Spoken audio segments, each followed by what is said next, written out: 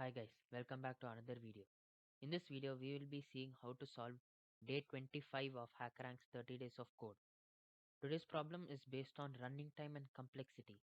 Our task is that we have a number which we have to accept as input and we have to check whether the number is a prime or not. We have to print the respective result. So the the point we have to note is we have to come up with a primarily algorithm and see what optimizations we can do, which means we must try to shorten our program as much as possible so that the code does not error due to timeout.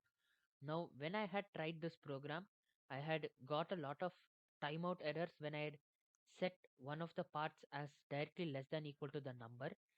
So this is why they have given this note, which is super useful for solving the problem. So let's get into the solution. First, we create a scanner object because we have to accept input from the user in this case. Then we have the number of inputs that are needed, which is taken as an input. We have two counter variables, counter 1 and counter 2. And we have our input variable, input 1. And we have created one boolean variable is not prime. In the first for loop, we are accepting our first input, input 1. And we set is not prime as false.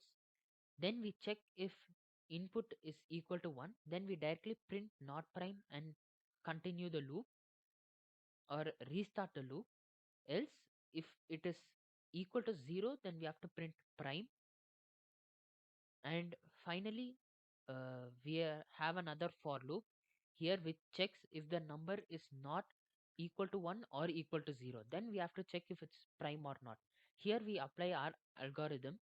Now how I have solved this, I am checking if until the counter variable is less than our input divided by 2. Now usually some people might put directly input 1 and we have to check if the counter is less than or equal to input 1.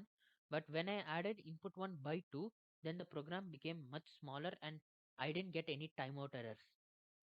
Now inside the for loop, we have our code which checks whether the number is divisible by the counter variable. We are checking if the input gives 0 remainder when divided by the counter.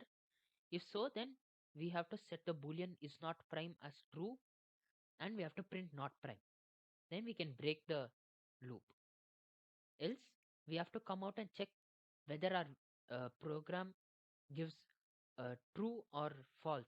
That is, our is not prime is true or false. If it is false, then we print prime. Now let's run our code to check if it's correct.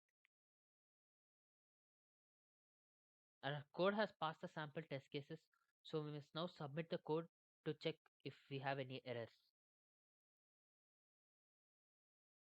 Now as you can see, the code ran pretty quick because of our change in the algorithm and it passed all the 10 test cases. So once again our program is working. Now as usual, if you have any doubts, do let me know in the comments and I will see you in another video. Until then, thanks for watching.